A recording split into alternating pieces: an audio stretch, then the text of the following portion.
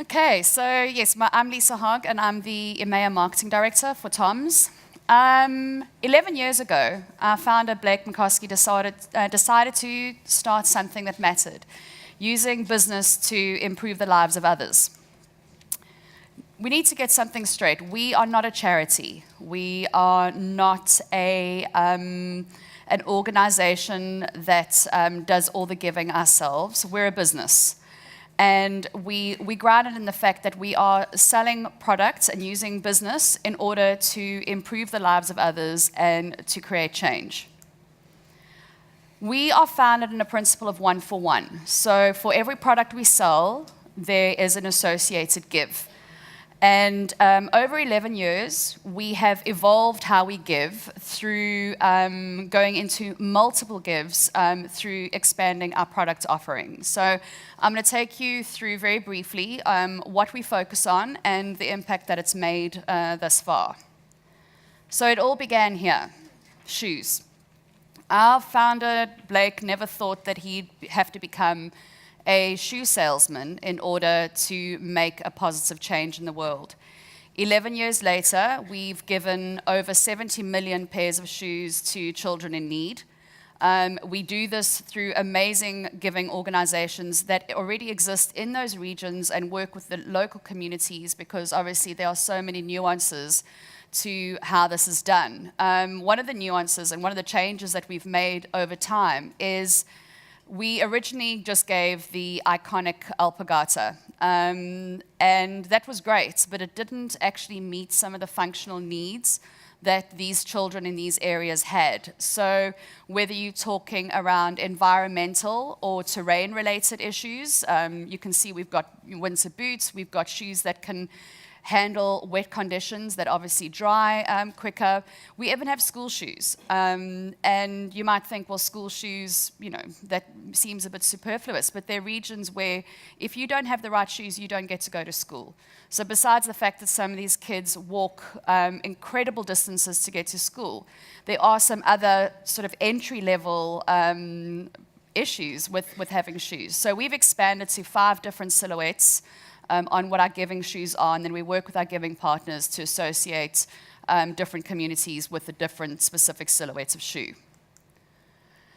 As we all know, I think everyone in the room is in business, and we need to differentiate in order to be successful.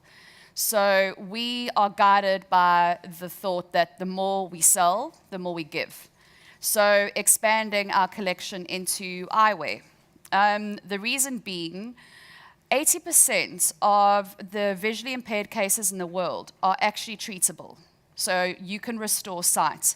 So we currently work with 13 sight-giving organizations, and to date we have restored sight, be it through things like cataract surgery or simply giving prescription glasses, to 445,000 people.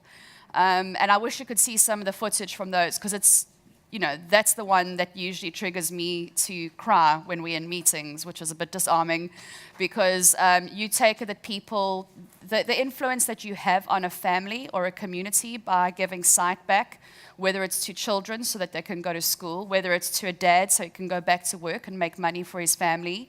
So through every pair of sunglasses that we give, we restore sight. One of the insights that our Chief Giving Officer, Amy Smith, said on a recent trip to Europe was, it generally takes you longer to pick out a new pair of eyewear than it does to actually remove cataracts and restore sight to someone. So it's an interesting thought to keep in mind next time you buy yourself a pair of sunglasses. Then water giving. So for those of you who don't know, something exists called the TOMS Roasting Company. We do coffee. For those of you that's been past our booth today, you would have seen that we are serving coffee. It's our coffee. And each product that we sell, we give water. They are obviously, again, amazing giving partners that already work in delivering water to communities. 700 million people in the world don't have access to safe water systems. Now, we all know how precious water is, and so this amount to me is staggering. So we counted in weeks of water provided, and up until now, we have provided 400,000 weeks of water to those communities that so badly need it. And we'll continue to evolve how this looks. So when you go to our retail, you'll see each of our retail stores have a coffee bar, and this will hopefully help make a little more sense on why that exists. Then, as a mom, something that's really close to my heart, the statistics on birth-related deaths for either moms or children are quite staggering. The fact that 80% of those can actually be positively impacted or avoided through simple things like training or just the supply of very simple materials. So we started doing bags, and for every bag we sell, we aim to provide a safe birth, which up until now, we've positively impacted 70,000 births, again, through all these giving partner associations. And the others are a bit harder to show you how simple it can be. But through one of our giving partners, this is a safe birth kit. This is how big it is. It's really light. This can actually have a massive impact. For a woman to have someone, even just if I was trained and I was in a room with a woman during birth, it would significantly, well, actually halve the risk of infection or death at that time. And in here, you've got simple, really basic things that just create a sterile environment, because most of the risk is through infection. And yeah, so that's where TOMS started to see the benefit of doing that. We have a very strong relationship with Every Mother Counts, EMC, and they are one of the partners that really help us deliver this. So one thing we want to make clear to everybody is our consumer and our giving partner do the giving. We just create the bridge to facilitate that give between the consumer and the communities that need our help. And these are by far not all of them. The list is incredibly extensive, and as we expand to different gives or different territories, we'll expand this list as well. But I guess one of the main reasons I'm here today is how are we telling this story to our consumers. So as you can see through the gives, there's quite a lot of information to share, and it's really hard to get that across in maybe a simple print execution or a retail window. So we're thinking of creative ways to really immerse our consumers and even our business partners into the story of TOMS and what it actually means. So, no. Is that the right slide? So one of the things that we do internally is we have Tomorrow's Project, which is actually a internal initiative where employees can pitch ideas on how they can make positive change in the world.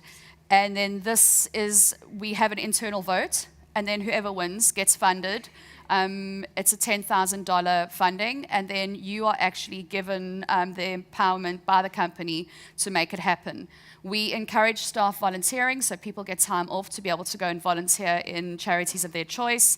And then in order to make sure that those people that either work with or for TOMS fully understand what it is to give, we go on giving trips. It is over a period of time, but we get to go on giving trips and really actively work with our giving partners, which adds huge value as mostly employees come back and are extra motivated. In our engagement statistics within our staff, we usually, in EMEA at least, we have 100% on people enjoy their job, and they working for TOMS actually means more to them than just a job.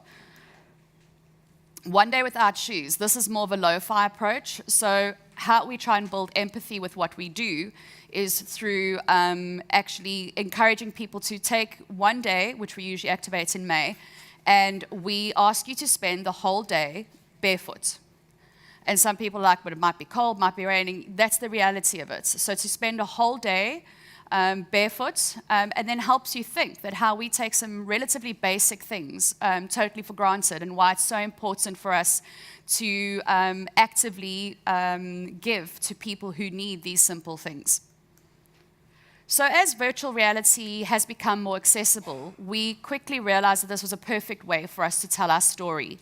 And we looked at what it was, how it could actually activate in different areas.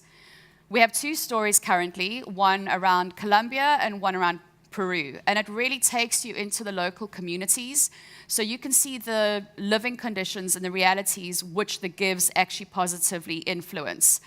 It really helps everybody understand exactly what we're doing. It was also driven by the fact that our consumers kept on asking us, but how do we know what our purchase affects? How do we know what the positive change is?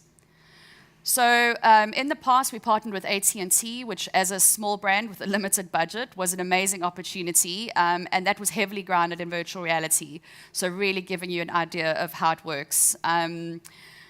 And we've taken it to trade shows, press days to interact with our journalists, and then obviously consumer events like music festivals. And the acceptance of the approach has been amazing because, as we know, it's a very sensory overloaded world. So to have that one intimate moment where you fully submerge the consumer into the experience creates that connection which is so valuable to all of us.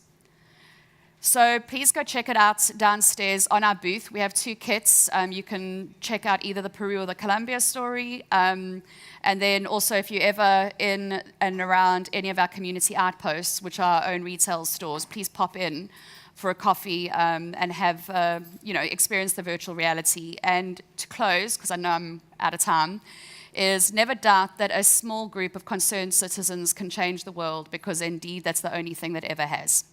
Thank you.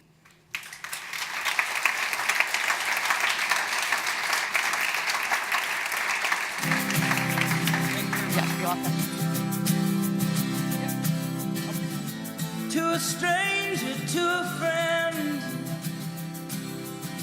to give in such a way that has no end. We are loved.